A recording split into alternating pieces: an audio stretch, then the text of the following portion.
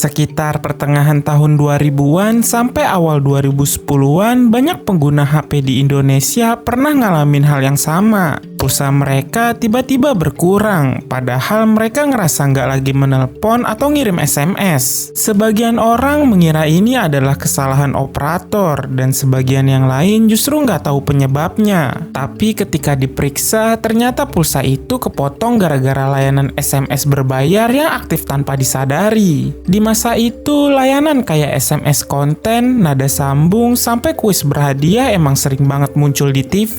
Masalahnya, kadang cukup dengan mengirim satu SMS aja, kita bisa langsung masuk ke layanan berlangganan yang bikin pulsa terus kepotong. Makanya, dalam video kali ini, kita bakal bahas gimana layanan SMS premium ini bisa rame banget di Indonesia. Mulai dari cara kerjanya, alasan kenapa banyak anak sekolah yang jadi korban, sampai akhirnya layanan ini dilarang gara-gara banyak masyarakat yang protes.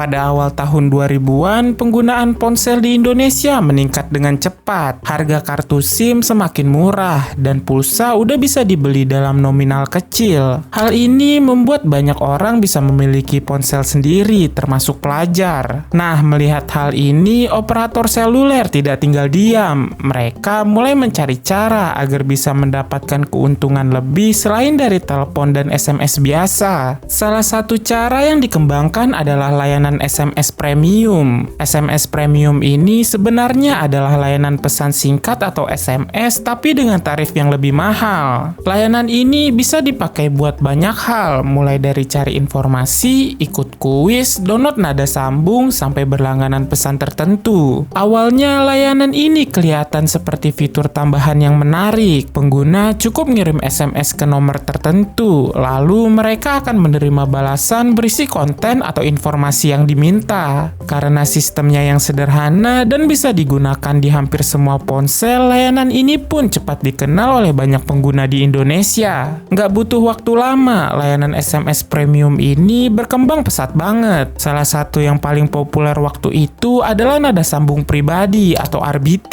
Lewat layanan ini, penelpon bakal denger lagu pilihan kita, bukan cuma nada dering biasa. Efeknya banyak orang yang jadi ganti nada sambung di HP mereka biar kedengaran lebih keren. Selain RBT, ada juga layanan download lagu, wallpaper, ramalan bintang, sampai berbagai konten hiburan lainnya. Terus kuis berbayar juga jadi favorit. Iklan di TV sering banget nampilin pertanyaan gampang yang ngejanjiin hadiah uang atau barang buat siapa aja yang bisa jawab dengan bener. Masalahnya, buat ikut kuis ini kita harus ngirim SMS ke nomor tertentu dengan tarif yang jauh lebih mahal. Bahkan seringkali kita harus ngirim lebih dari satu SMS buat satu jawaban aja. Karena iklannya muncul terus-terusan, akhirnya makin banyak orang yang penasaran buat nyoba tanpa tahu berapa tarif aslinya. Tapi dibalik semua layanan yang kelihatan seru tadi, sebenarnya ada sistem jebakan yang diam-diam ngincer pulsa kita. Jebakan itu ada di sistem langganannya. Begitu kita ngirim satu SMS aja, nomor kita otomatis bakal terdaftar di layanan berbayar tadi. Begitu terdaftar, HP kita bakal terus-terusan dapat SMS kiriman dari mereka, entah itu harian atau mingguan. Parahnya, setiap SMS yang masuk itu langsung motong pulsa kita dengan biaya tertentu.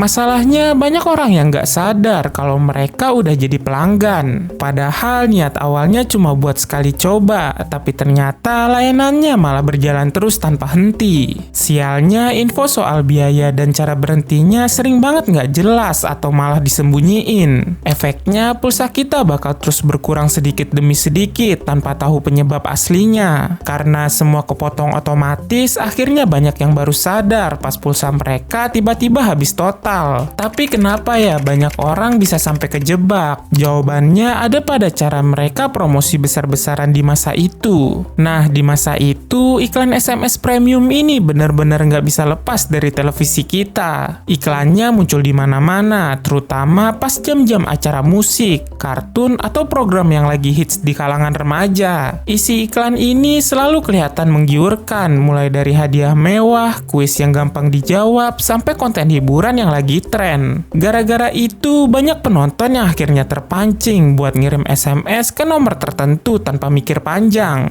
Saking seringnya muncul, layanan ini pun langsung menyebar cepat di kalangan anak sekolah. Apalagi saat itu hampir semua pelajar udah punya HP sendiri. Masalahnya banyak dari anak sekolah yang nggak tahu kalau SMS premium ini tarifnya mahal atau malah bikin mereka kejebak langganan. Akhirnya banyak dari mereka yang coba ikut-ikutan tapi nggak sadar kalau pulsa mereka lagi disedot pelan-pelan. Dalam waktu singkat, layanan SMS premium ini pun jadi hal yang sangat lumrah, bahkan sampai menjamur ke seluruh Indonesia. Karena yang pakai sudah jutaan orang, layanan ini akhirnya bukan lagi sekedar fitur kecil, tapi udah berubah jadi mesin uang yang sangat besar. Di balik semua itu, sebenarnya ada banyak pihak yang ikut main dalam bisnis ini. Mulai dari operator seluler yang nyediain jaringan, terus perusahaan konten yang bikin layanannya, sampai agen iklan yang gencar promosiin produknya. Duit yang didapat dari sini tuh bener-bener gila, apalagi dari bisnis nada sambung.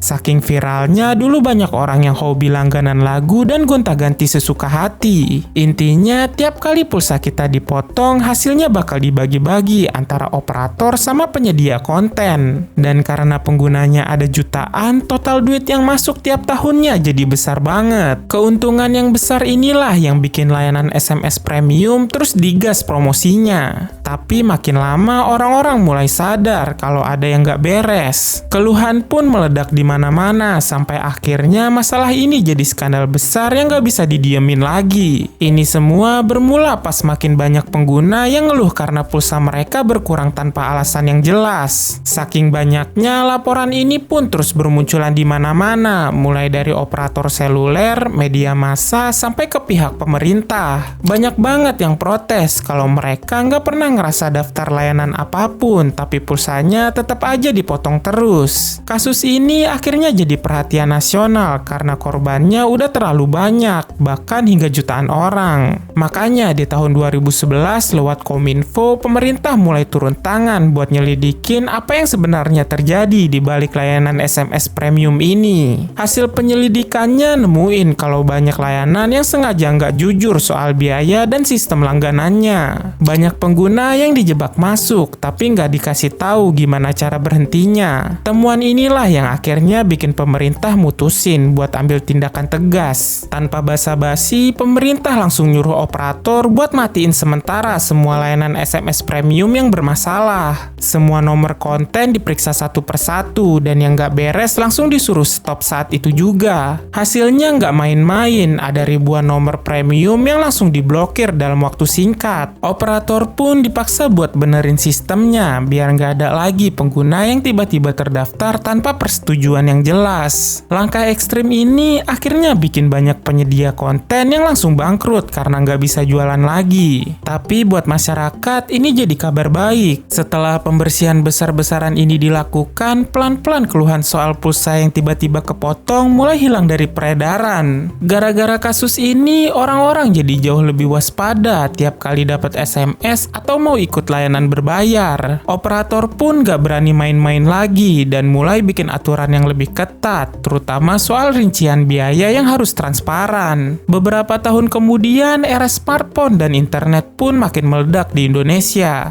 Orang-orang mulai pindah pakai aplikasi buat nyari hiburan atau sekedar ngobrol. Perlahan, layanan berbasis SMS mulai ditinggalin karena semua orang udah beralih ke paket data. Meskipun zamannya udah berubah, buat kita yang pernah ngerasain masa-masa itu, era SMS premium bakal terus diingat sebagai masa dimana pulsa bisa lenyap gitu aja tanpa kita sadari. Jika kalian tertarik dengan video seperti ini dan ingin tahu masa kejayaan Facebook di tahun 2009 sampai 2013, kalian bisa klik thumbnail yang muncul di layar. Terima kasih sudah menonton video ini. Jangan lupa untuk like, share, dan subscribe channel ini dan sampai jumpa beberapa saat lagi.